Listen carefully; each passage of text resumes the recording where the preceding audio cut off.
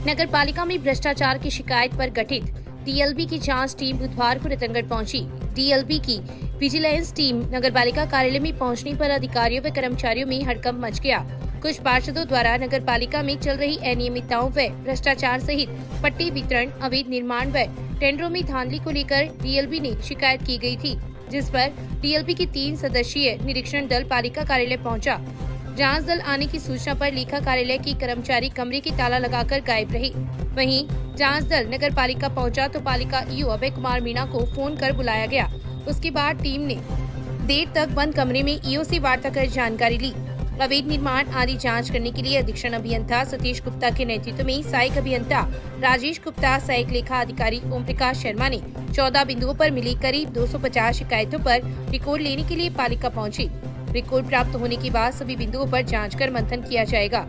उसके बाद नगर पालिका आकर गहनता से तथ्यों की जांच की जाएगी। इस संबंध में शिकायतकर्ता पार्षद राजेंद्र बबीरवाल व निखिल इंदौरिया ने कहा कि हमारे द्वारा की गई शिकायतों में अवैध निर्माण, टेंडरों में धांधली व सभी 45 वार्डों में किए गए लाखों रुपए के कार्यों में हुई धांधली की जांच की मांग की गई है। इस दौरान पार्षद राजेश गहलोत, पुरुषोत्तम इंदौरिया सहित कई पार्षद मौजूद थे। इस संबंध में ईओ मीणा से जानकारी ली गई तो उन्होंने कहा कि पुरानी शिकायत पर डीएलबी की टीम जांच करने के लिए बुधवार को पहुंची थी, जिन्हें आवश्यक कागजात उपलब्ध करवा दिए गए हैं। आज में हमें डीएलबी में कोई शिकायत प्राप्त हुई थी। उस शिकायत के कुछ 13-14 बिंदु हैं।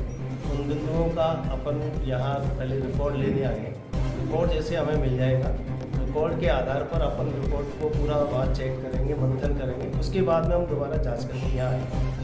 जो भी आपने शिकायत दी है, जो 14 बिंदु अलग अलग तरह के हैं। पट्टों की भी शिकायत है, रोड की शिकायत है, लाइट की भी शिकायत है और टेंडर की भी शिकायत है। विभिन्न शिकायत है। उन सभी शिकायतों का अपन पूरी डिटेल जांच करें। इसका कोई टाइम नहीं है, क्योंकि ये कम से कम रहा है तो 100-150 से 2 से 250 शिकायत है। अगर देखा जाए तो कंस्ट्रक्शन वर्क कमेटी बनी, एक ही कमेटी है। उस कमेटी में तो 14 बिंदु थे, पर 14 बिंदुओं से जब पूरे निकल के आए तो उसके 2 से 250 फाइल है। मतलब पूरे कामों की शिकायत है, या हर काम की शिकायत है। उसके काम में टाइम लगेगा। कितना टाइम लगेगा ये हम कह दें। अभी तो पूरा अपन मंथन करेंगे, रिकॉर्ड देखेंगे।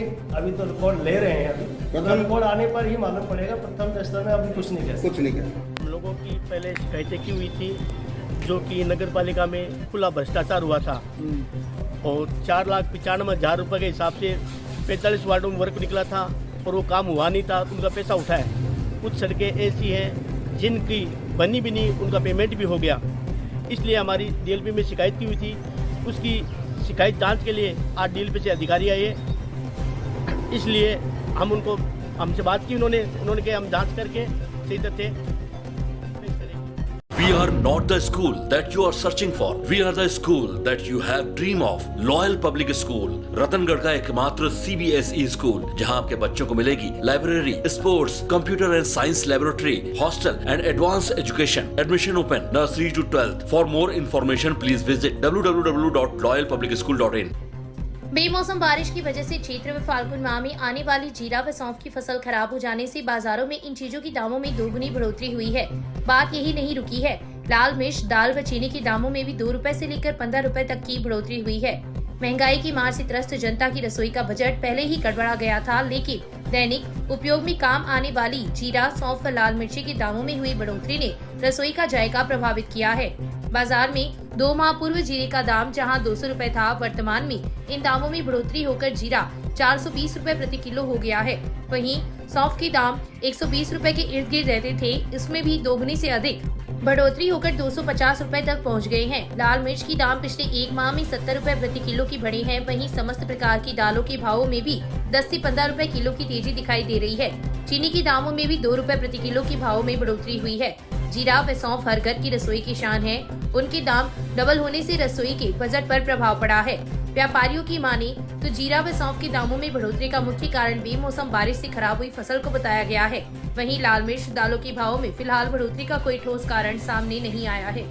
वर्तमान में जो फसल आ रही है, जैसे कि जीरा है, सौंफ है, राई है, अजवान है, मेथी है, इन सब में पूरी जनता अब ये चाह रही थी कि मंदी आनी चाहिए, लेकिन ये जो मौसम चेंज हो रहा है, बारिश आ रही है, इससे सारी फसलें खराब हो रही है और लगातार इनमें दाम बढ़ते जा रहे हैं। जैसा कि आपने देखा होगा कि जीरे में 200 रुपये से लेके आज का भाव जीरे का 450 रुपये हो गया है। तो ये आश्चर्यजनक भाव है। जबकि सरसों तेल में, सोयाबीन तेल में और मूंगफली तेल में इनमें मंदी है। जो सोयाबीन तेल 2500 रुपये बिक रहा था वो तेल आज 1900 रुपये बिक रहा है। और इनमें ये जीरा और सौंफ में जो तेज़ी बनी हुई है, इनसे ये मसाले, सारे मसाले जनता से दूर होते जा रहे हैं और महंगाई का बोझ जनता पे बहुत ज़्यादा पड़ रहा है।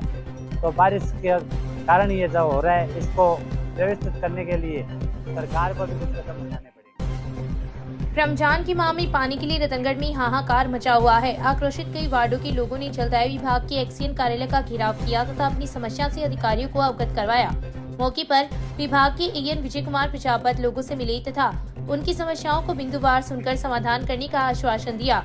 वार्ड संख्या 26, 27 और 29 की महिलाओं ने हरिदास की ढाणी में पानी नहीं आने का आरोप लगाते हुए अपना आक्रोश प्रकट किया। महिलाओं ने बताया कि एक तरफ रमजान के माह में उनके रोजे चल रहे हैं तो दूसरी ओर घरेलू कार्य भी होता है। ऐसे में पानी के लिए उन्हें काफी जद्दोजहद करनी पड़ती है। वार्ड संख्या 17 के लोगों ने वार्ड में रेलवे जोन से पानी की आपूर्ति हेतु जोड़ने के लिए करीब 300 मीटर की नई पाइप लाइन डलाने की मांग अधिकारियों से की ताकि क्षेत्र में माकूल पानी की व्यवस्था हो सके, जिस पर एएन प्रजापत ने मौका मुआयना कर समस्या का शीघ्र ही समाधान करने का आश्वासन दिया। इसके अलावा वार्ड संख्या 19 के पार्षद दिनेश कुमावत ने मकड़ीनाथ स्कूल के पास बने ट्यूबवेल के बार खराब होने की शिकायत की। उन्होंने बताया कि उक्त क्षेत्र मुस्लिम बाहुल्य है तथा लोगों को रमजान माह में पानी के लिए परेशानी उठानी पड़ रही है, जिस पर शीघ्र ही समस्या का समाधान करवाने का आश्वासन विभाग के अधिकारियों ने दिया। तब जाकर माहौल शांत हुआ। कोई सुबह हो ना कोई शाम का हो, पानी को टेम हो, लाइट काट के बैठ जावे। अब घर को काम करा, टावरन संभाला, पानी का लगा टैंकर आवे तो भी ऐसी सिचुएशन रहे। तो कोई तो समाधान है नहीं, तो होना चाहिए नई चीज को। आज 9 साल हो गए टैंकर से पानी अपना सा कोनी ब्रिज है, बिल भी भरना पड़े, माने हर काम करना पड़े। क्या करें बताओ? 27 number ward, 29 number ward, Hardas की ढाणी है, बिल्कुल ही कोनी आवाज को और भी उड़ता ही है। अब क्या करा, घर को काम करा, काम संभाला, 2 टाइम पानी देवे सारे, हर मोहल्ला में पानी, लेकिन भी मोहल्ले में पानी को नहीं। 220 केवी सब स्टेशन से प्रसारित 33 केवी गोगासर फीडर पर ट्री ट्रिमिंग कार्य के लिए 3 घंटे तक गुरुवार को बिजली आपूर्ति बंद रहेगी। जोधपुर स्कॉम के सहायक अभियंता अशोक कुमार मीणा ने बताया कि इस कार्य के लिए गुरुवार की सुबह 8 से 11 बजे तक 33 व 11 केवी सब स्टेशन नागला, कांगड़, गोगासर व पाबूसर फीडर की बिजली आपूर्ति बंद रहेगी। बिजली बंद रहने से हुडीरा, हंसासर, छोटड़िया, पाबूसर, मेलूसर, मालासर, गोगासर, चैनपुरा, लदासर सहित कई ग्रामीण क्षेत्रों के उपभोक्ता प्रभावित होंगे। शहर में बुधवार रात करीब 1 बजे मौसम बदल गया और हल्की बूंदाबांदी हुई। इसके बाद आसमान में घने बादल छा गए। बादलों की आवाजाही के कारण मौसम ठंडा हो गया। आसमान में बादलों के चलते धूप का असर काफी कम रहा। मौसम विभाग के अनुसार बुधवार को न्यूनतम तापमान 25.1 डिग्री और अधिकतम तापमान 39 डिग्री दर्ज किया गया है। मौसम विज्ञान केंद्र ने बताया कि बुधवार को दक्षिणी पश्चिमी प्रदेश व आसपास के क्षेत्रों के ऊपर एक परिसंचरण तंत्र बना हुआ है। इसके प्रभाव से बुधवार को बीकानेर संभाग व शेखावाटी क्षेत्र में बादल छाए रहने व छुटपुट स्थानों पर मेघ गर्जन के बाद हल्की बारिश या बूंदाबांदी होने की संभावना बनी हुई है। शेष हिस्सों में आगामी 2-3 दिनों में मौसम शुष्क रहने की संभावना है। उन्होंने बताया कि आगामी 2-3 दिनों में प्रदेश में तापमान 2 से 3 डिग्री बढ़ोतरी होने की संभावना है। 16 अप्रैल को एक नया पश्चिमी विक्षोभ सक्रिय होने से बीकानेर और जोधपुर संभाग में गर्जन के साथ बूंदाबांदी होने की प्रबल संभावना बनी हुई है। बुद्ध अम्बेडकर समारोह समिति के तत्वाधान में संविधान निर्माता बाबा साहेब डॉक्टर भीमराव अम्बेडकर की 132वीं जयंती 14 अप्रैल को मनाई जाएगी। राजकीय प्रकाश पाठशाला में टाउन हॉल तक रैली निकाली जाएगी और उसके पश्चात टाउन हॉल में आम सभा होगी। समिति के अध्यक्ष लालचंद पवार ने बताया कि 13 अप्रैल को बाबा साहेब की जयंती की पूर्व संध्या पर अशोक स्तंभ एवं जिला अस्पताल के पास स्थित बाबा साहेब की प्रतिमा पर दीप प्रज्वलन एवं आतिशबाजी का कार्यक्रम होगा। समिति के संयोजक जगदीश प्रसाद भाटी, पार्षद अनिल सियोता, मोहनलाल मंडार, MR मंडीवाल, गोविंद पवार, संदीप कुमार धानिया, विजय कुमार नायक सहित कई कार्यकर्ता कार्यक्रम को लेकर वार्डों में लोगों से संपर्क कर रहे हैं। रतनगढ़ जिला बनाओ संघर्ष समिति के बैनर तले चल रहा धरना बुधवार को 9वें दिन भी जारी रहा। नामदेव सेवा समिति के बैनर तले चल रही धरने पर बैठे लोगों ने नारेबाजी कर राज्य सरकार से रतनगढ़ को जिला बनाने की मांग की। इस मौके पर रमेश मोयल, गोपी किशन बघेलीवाला, भंवरलाल दर्जी, उषा टेलर, मीनाक्षी दर्जी, पवन महेशी, लक्ष्मी दर्जी, अजय रिनवा, एडवोकेट निर्मल बुढ़ाडरा, सत्यनारायण भार्गव, हनुमान सोनी, जय कंवर, विक्रम सिंह, एडवोकेट रजनीकांत सोनी, गीता देवी सहित कई लोग धरने पर बैठे। और अखिल भारतीय दर्जी महासभा से प्रदेश अध्यक्ष मैं इस धरने का समर्थन करता हूं। आज 8वां दिन है और धरना निरंतर जारी है और हम पूरे समाज की तरफ से सपोर्ट करते हैं। आगे भी धरना चालू रखेंगे, चाहे हमें कुछ करना पड़े। समाज के सभी गणमान्य व्यक्ति, बड़े बुजुर्ग, महिला शक्ति सभी इकट्ठे हुए हैं। इसको हम निरंतर जारी रखेंगे ताकि माननीय मुख्यमंत्री जी तक ये हमारी बात पहुँचे और वो रतनगढ़ को जिला बनाने में हमारा सहयोग करे। भौगोलिक स्थिति रतनगढ़ की बसावट ऐसी है जो चूरू जिले में ऐसा कोई भी ऐसा क्षेत्र नहीं है जैसी रतनगढ़ की बसावट है। तो रतनगढ़ जिला बनाने के पूरे मापदंड पूरे करता है। रतनगढ़ में जो सारी सुविधा है, अभी कुछ दिनों पहले राजस्थान सरकार के मुख्यमंत्री जी ने 19 जिलों की घोषणा की थी, 3 संभागों की घोषणा की थी। तो हमारा नाम रतनगढ़ का उसमें नाम नहीं आया, इस बात को हमें आपत्ति थी और हमने इस चीज़ पर विचार किया कि रतनगढ़ को जिला क्यों नहीं बनाया गया। रतनगढ़ हर चीज़ के मापदंड पूरे करता है, इसलिए हम लोगों ने संघर्ष समिति का गठन किया। संघर्ष समिति को आंदोलन को आगे बढ़ाया। हम सभी साथी साथ में होकर इस आंदोलन को आगे बढ़ा रहे हैं और जब तक आंदोलन को बनाए रखेंगे तब तक हमारी मांग को न मान लिया जाए। इसलिए मुख्यमंत्री से मैं अपनी बात के माध्यम से आह्वान करता हूँ कि रतनगढ़ को शीघ्र जिला घोषित किया जाए। शक्तियाँ हमारे समाज की या अन्य समाज की सब मिलके हम जिला बनाने की पूरा सहयोग करेंगे, तो सभी हमारा सहयोग करेंगे और हम सभी से धरना निरंतर जारी रखेंगे जब तक हमारी मांग पूरी नहीं होगी। तो हमारी योजनाएं बनाएंगे हम, या पोस्ट कार्ड द्वारा हर नागरिकों के द्वारा वो माननीय मुख्यमंत्री जी को ये हमारा संदेश पहुंचाएंगे कि रतनगढ़ हमारा जिला बनना चाहिए। और सभी बैठ के हमारे जो सभी समाज हमारा सहयोग कर रहे हैं, सभी समाज बैठ के आगे हम हमारी नई योजना या नई भूमिका और प्रस्तुत करेंगे। अखिल भारतीय क्षेत्रीय महासभा की कार्यकर्ताओं ने बुधवार को मुख्यमंत्री अशोक गहलोत के नाम ज्ञापन देकर बजट घोषणा वर्ष 2023 में बीकानेर स्थित पशु विज्ञान विश्वविद्यालय का नाम गुरु जम्बेश्वर के नाम करने की घोषणा के विरोध में ज्ञापन दिया है।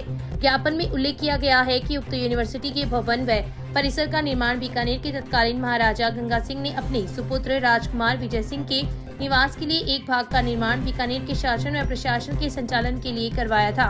उक्त भवन विजय भवन के नाम से जाना जाता है। बीकानेर राज परिवार व महाराजा के निवास लालगढ़ पैलेस की बिल्कुल चिपकता ही है, जिसमें महाराज कुमार विजय सिंह निवास करते थे तथा उसके सामने स्थित भवन में बीकानेर के महाराजा का प्रशासनिक कार्यालय था, जिसे आज वेटनरी कॉलेज के नाम से पुकारा जाता है। जब बीकानेर रियासत की संपत्ति थी तथा बीकानेर के महाराजा द्वारा राजस्थान सरकार को दान में दी गई थी, इसलिए यूनिवर्सिटी का नाम पूर्व की भांति ही रखा जाए। ज्ञापन पेश श्री राष्ट्रीय राजपूत करनी सेना के अध्यक्ष मुकेश सिंह लोहा, अखिल भारतीय क्षेत्रीय महासभा के संभाग अध्यक्ष गिरधारी सिंह राठौर, गिरवर सिंह, भागीरथ सिंह राठौर, जितेंद्र सिंह, विक्रम सिंह, खजान सिंह, सुरेंद्र सिंह, पर्वत सिंह, दिग्विजय सिंह सहित कई लोग उपस्थित थे। कटी हुई फसल की सार संभाल करने गए किसान अपने ही खेत में बेहोश होकर नीचे गिर गया। परिजन किसान को रतनगढ़ के जिला अस्पताल लेकर आए, जहां पर डॉक्टर ने उसे मृत घोषित कर दिया। सूचना पर पुलिस जिला अस्पताल पहुंची तथा शव को मोर्चे में रखवा दिया।